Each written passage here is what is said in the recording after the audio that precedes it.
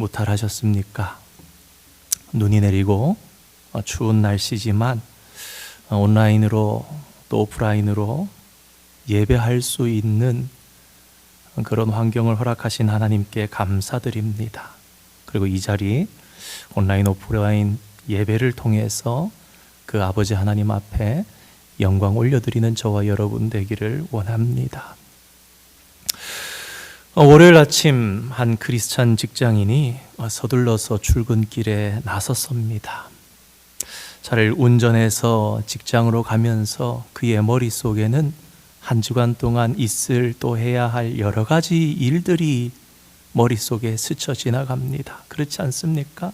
주일을 보내고 직장의 일들, 또 부부의 일들, 양가 부모님들과 또 자녀 육아, 아파트 대출금 상환하는 문제, 건강검진, 그리고 교회 봉사의 이런저런 일들까지 한 주간 감당해야 할 많은 일들이 머릿속을 채웁니다. 그러면서 걱정이 됩니다.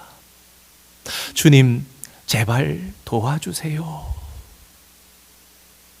그러면서 문득 그의 마음에 질문이 찾아옵니다. 과연 하나님께서는 이렇게 잠깐 허둥지둥 드리는 기도도 들으실까? 온 세상 모든 사람들이 바쁘게 살아가는데 그 가운데 한 사람인 이 작은 나의 인생에 관심을 두실까? 남들처럼 길고 유창하지도 않은 나의 기도가, 이 짧은 기도가, 출근길에 운전대를 붙잡고 하는 이 기도가 과연 의미가 있을까? 그런 생각이 그의 머릿속을 스쳐 지나갔습니다. 아마 오늘날 많은 성도들이 이런 질문들을 품고 살아갈 것 같습니다. 나는 올바르게 기도하고 있는 것일까? 내 기도는 너무 짧은 것은 아닐까? 혹 내 기도는 너무 이기적이지는 않을까? 너무 서툰 기도가 아닐까? 어떤 사람은 하나님께서는 이미 하나님이시니 다 아시는데 꼭 내가 이렇게 기도해야 되는 걸까라는 생각을 하기도 합니다. 또 다른 사람은 인생이 감당하기 힘들어질 때가 되어서야 비로소 기도를 최후의 수단으로 붙들기도 합니다. 이렇게 다양한 우리의 모습들 속에 우리의 기도 생활에는 우리의 불안과 산만함과 의심과 때로는 회의가 깃들어 있을 때가 있습니다. 이러한 지점에서 우리는 주님께서 가르쳐 주신 기도를 통해서 우리의 기도를 점검할 필요를 느낍니다. 왜냐하면 주님이 가르쳐 주신 기도는 올바른 기도이기 때문입니다. 지난주에 마태복음을 통해서 살펴보았던 것처럼 산상수훈 말씀에서 예수님께서는 이방인들의 중언부언과 위선적인 기도를 비판하시면서 주기도문을 가르쳐 주셨는데 사실 이 주기도문은 새로운 기도의 길을 그들에게 제시해 주셨던 것입니다. 8절과 9절 상반절입니다. 그러므로 그들을 본받지 말라. 구하기 전에 너희에게 있어야 할 것을 하나님 너희 아버지께서 아시느니라. 그러므로 너희는 이렇게 기도하라. 하늘에 계신 우리 아버지요. 단 2절의 말씀을 통해서 예수님께서는 기도라는 것이 불안한 행위가 아니라 신뢰의 행위라는 것을, 기계적인 암송을 하는 것이 아니라 아버지와의 인격적인 교제임을, 외로운 독백을 하는 것이 아니라 가족 간의 언어라는 사실을 가르쳐 주셨습니다. 우리가 어떻게 기도할 것인가 라는 것도 중요하지만 그보다 먼저 전제되어야 할 것이 있으니 그것은 하나님은 누구이신가, 그리고 그분의 자녀인 우리는 과연 누구인가 라는 것입니다. 사랑하는 성도 여러분, 기도는 멀리 있는 신의 관심을 끌기 위한 절박한 시도가 아닙니다. 하늘과 땅을 다스리시는 아버지께서, 그 아버지께서 잘 아시고 또 사랑하시고 보호하시는 자녀가 아버지께 건네는 친밀한 친근한 대화가 기도입니다. 그러므로 오늘 우리는 말씀을 통해 기도에 대한 불안, 주저, 회의감을 내려놓을 수 있기를 원합니다. 기도에 대한 예수님의 가르침을 통해서 보이려는 기도가 아니라 하나님을 내 뜻에 맞추도록 조종하려는 기도가 아니라 하늘 아버지의 사랑을 받는 자녀로서 올바른 기도를 올려드릴 수 있는 성도가 되시기를 축원드립니다. 그리스 로마 세계에서는 간구의 기도가 거래의 언어로 드려졌다고 합니다. 그래서 그들의 기도를 살펴보면 신의 이름과 칭호를 장황하게 나열하는 기도, 반복적인 억구로 신의 관심을 끌려 했다라는 것을 알게 됩니다. 그리스 로마 당시의 비문과 남겨져 있는 파피루스를 보면 신의 주의를 끌기 위한 마치 마법스러운 주문과 같은 기도가 기록되어 있는 것을 학자들이 봅니다. 그런 그들의 기도에는 신을 설득하려는 노력, 신을 조종하려는, 어떻게 내 마음대로 내가 원하는 것을 신이 이루어주게끔 조정하려는 그런 심리가 아주 강하게 담겨 있다고 합니다. 반면에 포로기 이후에 다시금 이스라엘로, 유대로 돌아와서 정착한 유대교회는 두 가지 기도가 공존하고 있었다고 합니다. 자유기도와 정령화된 기도. 예수님께서는 그렇게 기도하는 저들 속에 기도를 통해서 하나님을 통제하려는 태도가 있다라는 것을 꿰뚫어 보셨습니다. 바로 그러한 시대적인 배경 속에서 예수님께서는 말씀하십니다. 8절 말씀입니다. 그러므로 그들을 본받지 말라. 구하기 전에 너희에게 있어야 할 것을 하나님 너희 아버지께서 아시느니라. 그렇습니다. 예수님께서는 정성스런 예전으로서의 기도를 비판하셨던 것이 아닙니다. 그런 이방인들처럼 하나님을 조작해 보려는 조작 심리로서의 기도를 비판하셨습니다. 하나님께서는 모든 것을 아시는 신이실 뿐 아니라 언약 안에서 우리의 아버지가 되심으로 우리가 장황한 말로 그분을 설득시키려 할 필요가 없다라는 것입니다. 우리의 모든 기도는 아버지의 선행적인 지식과 우리를 향한 사랑 안에서 이미 응답된 채 시작되는 것으로 봐야 합니다. 우리 이사야 65장 24절 말씀 한번 띄워주시겠습니까? 그들이 부르기 전에 내가 응답하겠고 그들이 말을 마치기 전에 내가 들을 것이며, 성경이 이것을 증언합니다. 그렇다면 기도는 하나님께서 모르시는 정보를 제공해 드리는, 하나님이 모르시니까 내가 말씀드려야 안다, 그러한 행위가 아니라 그보다는 우리 자신을 사실은 하나님께 맡겨드리는 행위입니다.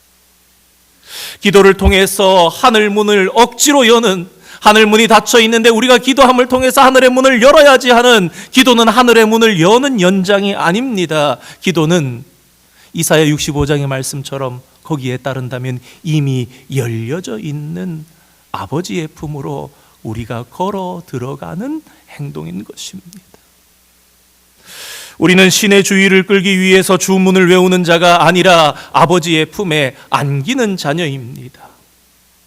기도는 어두움 속에서 길을 찾는 외침이라기보다는 이미 불이 켜진 집으로 돌아가는 발걸음과 같다, 그렇게 말씀드릴 수 있겠습니다. 그러므로 오늘 우리의 기도는 주여 제 뜻을 들어주소서가 아니라 주여 제 마음을 당신의 뜻에 맞추어 주소서가 되어야 합니다. 우리가 기도하기 전에 하나님께서는 이미 우리의 눈물과 우리의 결핍과 우리의 소원을 알고 계십니다. 그러므로 모든 것을 아시는 아버지 하나님께 그러한 신뢰 속에, 평안 속에 기도하시는 성도가 되시기를 주님의 이름으로 축원드립니다. 1세기의 유대 사회에서의 기도는 언약 공동체의 중심이었습니다. 우리가 작년 연말에 성지순례팀이 튀르키예를 갔습니다. 천 몇백 년 전에는 사실 그곳은 로마의 수도였고 기독교의 중심이었습니다.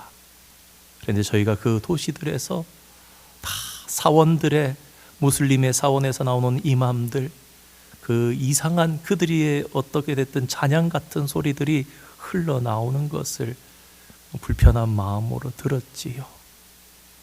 우리에겐 불편했지만 아마도 그들에게는 그들을 하나로 묶어주는 그러한 것이었을 것입니다. 마찬가지로 이스라엘 백성들이 회당에서 쉐마와 아미다로 기도하는 소리는 이스라엘 백성들을 하나로 묶어주는 것이었습니다. 유대인들은 개인적인 기도를 드리기도 했는데 그들은 진심 어린 간구를 드리기도 했고, 또 기도문 같은 것을 통해서 어떻게 생각하면 기계적인 암송 같은 기도를 드리기도 했습니다.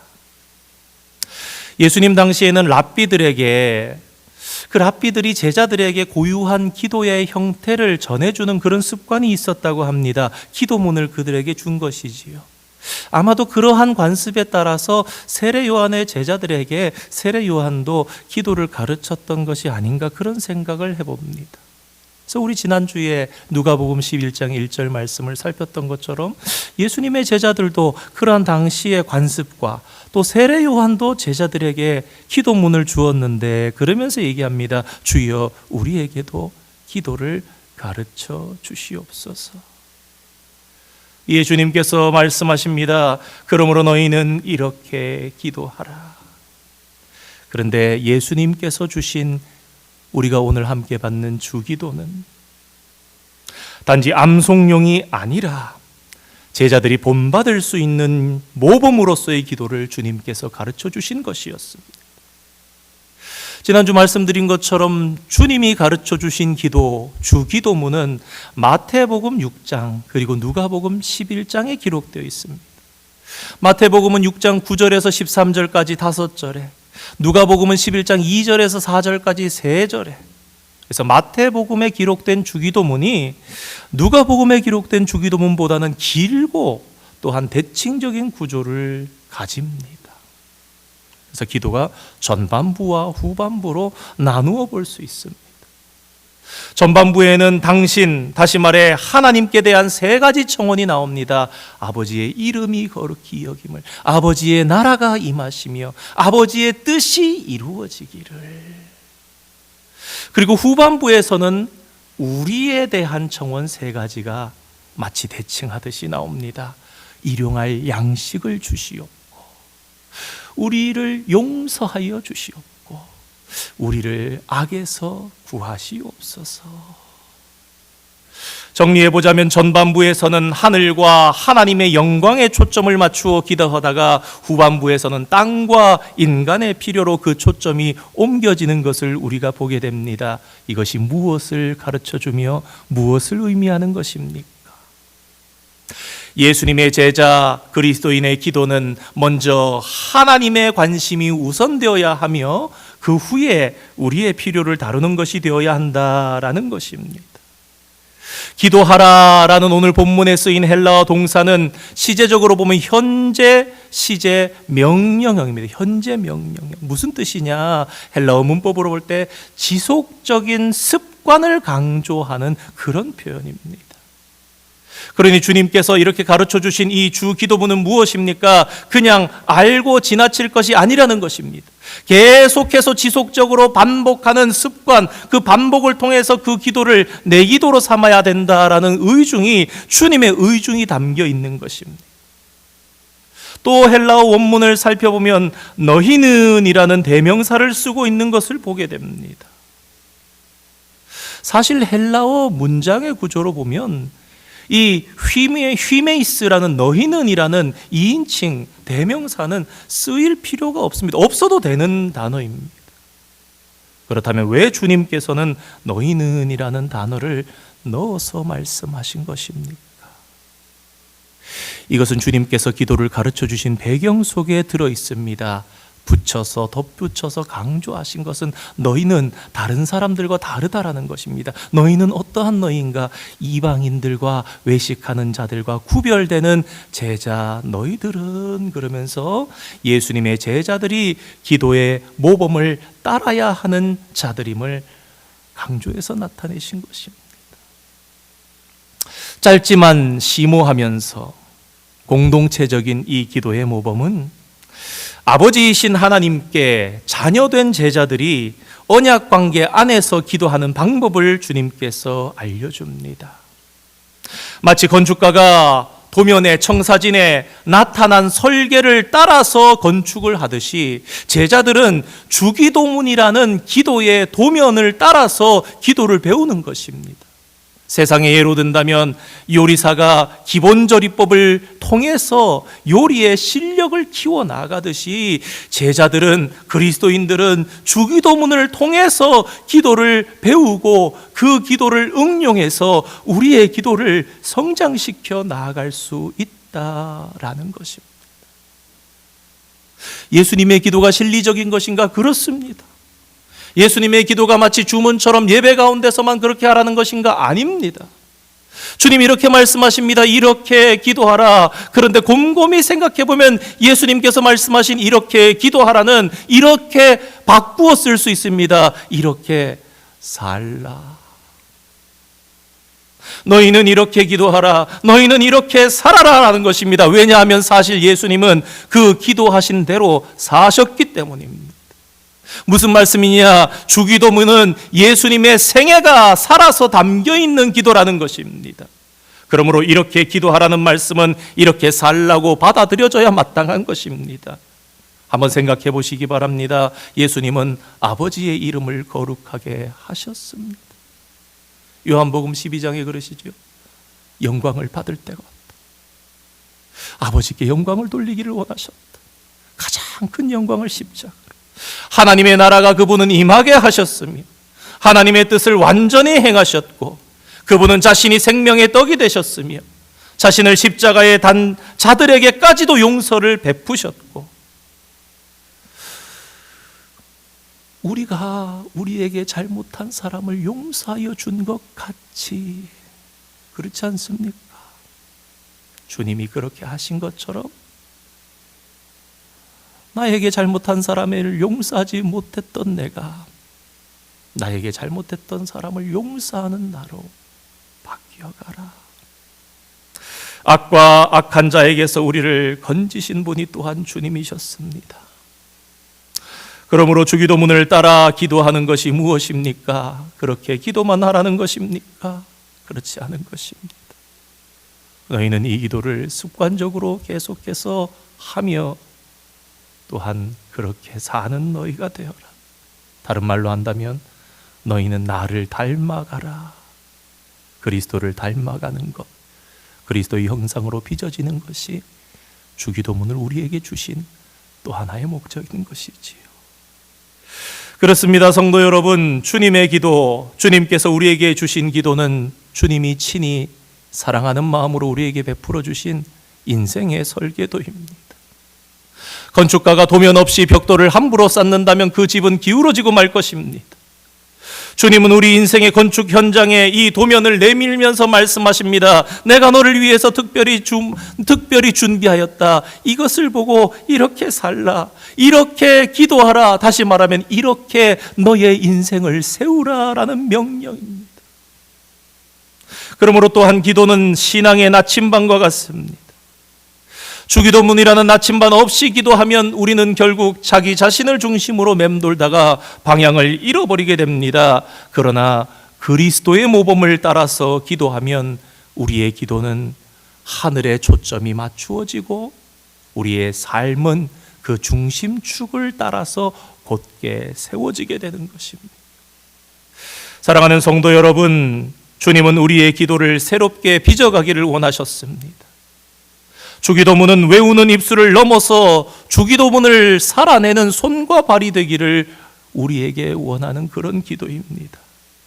그러므로 주님께서 주신 이 기도의 틀 속에서 주님께서 귀한 마음으로, 사랑하는 마음으로 주신 이 주기도문이라는 기도의 틀 속에 우리의 일상, 우리의 눈물, 우리의 감사, 우리의 간구를 빚어감으로 우리도, 저와 여러분도 기도가 곧 삶이 되고 삶이 곧 기도가 되는 그런 인생을 살아가실 수 있는 축복을 누리시기를 주님의 이름으로 축원드립니다. 마지막으로 생각해 봅니다. 유대 경전을 보면 이스라엘은 하나님을 주로 장엄한 칭호로 불렀다는 것을 알게 됩니다. 예를 든다면 아브라함과 이삭과 야곱의 하나님이요, 만군의 하나님 여호와여, 이스라엘의 거룩하신 이시여. 이처럼 그들은 하나님을 예수님처럼 친밀하게 아버지라고 부르는 일이 너무나 드물었습니다. 혹 그렇게 부른 경우가 이사야라든가 말라기 성경에 한두 번 정도 나옵니다. 그렇지만 그것은 공동체적인 언약적인 맥락에서이지 결코 개인적인 친밀감에서 나오는 칭호가 아니라는 것을 우리가 알게 됩니다. 당시의 시기 세대는 로마가 지배했지만 그들의 문화는 헬레니즘이었습니다. 그리스 로마 종교에서 신들은 인간의 세계와 멀리 있었습니다. 성품은 변덕스러웠습니다. 의례를 통해서 그들의 비위를 맞춰야 하는 그런 존재로 여겨졌습니다. 반면에 그러한 세계 속에서 예수님께서는 여호와 하나님을 이렇게 소개하고 알리십니다. 자녀에게 관심을 쏟으시고 변덕이 있으신 것이 아니라 영원토록 변함이 없으시며 선한 속성을 유지하시고 의례를 통해서 조종할 수 없는 분으로 가르쳐 주십니다. 이런 맥락 속에서 예수님께서는 제자들에게 우리 아버지여, 너희는 하나님을 우리 아버지여 라고 부르고 기도하라고 하십니다. 다시 말해서 이것은 혁명적인 선언입니다. 지난 수천 년 동안 한 차례도 없었던 기도에 대한 혁명인 것입니다.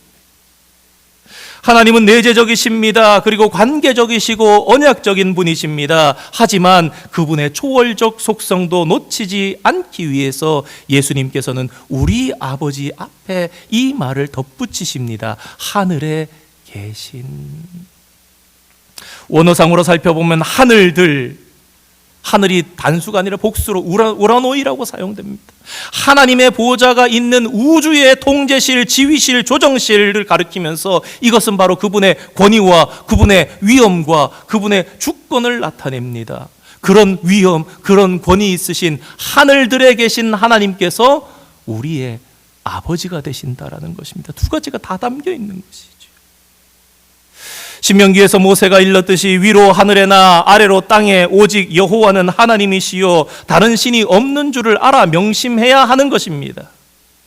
그러면서도 그렇게 유일하고 높으신 하나님이시지만 그분이 긍휼하심을 받고 때를 따라 돕는 은혜를 주시는 아버지이시기 때문에 자녀인 우리는 은혜의 보좌 앞으로 담대히 나갈 길을 얻게 되었습니다.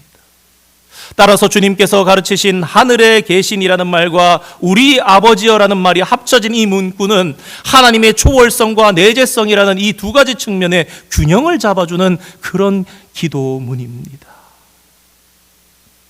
하나님께서는 하늘이라는 하나님의 영역에서 만물을 다스리시는 크신 하나님이신데 동시에 그분은 너무나 작고 너무나 미천한 우리 같은 자에게도 친밀한 관심을 가지시는 아버지시라는 것입니다. 다시 말해서 하나님은 아빠이신 동시에 하나님은 하늘과 땅의 주권자이라는 것입니다. 주기도문을 통해서 우리가 한편으로 하나님의 이름, 하나님의 나라, 하나님의 뜻을 구하는 것은 그분이 하늘에서 주권적으로 다스리시는 분이시기 때문입니다. 그러면서 다른 한편으로 일용할 양식, 용서, 악에서의 구원 같은 이런 인생에 필요한 것들을 간구하는 이유는 그분이 내 옆에서 도우시는 아버지가 되시기 때문입니다. 구조적으로도 두 가지를 균형을 이루고 있다라는 것입니다. 그러므로 어떻게 하면 되겠습니까? 우리 그리스도인은 왕을 대하듯이 경외함과 떨림으로 그분께 기도하면서, 그러나 그와 동시에 아버지를 대하듯이 담대함과 친밀함을 가지고 간구할 수 있는 것입니다. 그런데 이 기도문을 잘 살펴보면 내 아버지가 아닙니다. 여러분 그런 생각해 보셨습니까? 하늘에 계신 내 아버지여라고도 가르쳐 주실 수 있지 않았을까? 그렇잖아요. 우리 아버지보단 내 아버지가 더 좋을 것 같은데. 그런데 거기에도 이유가 담겨 있습니다.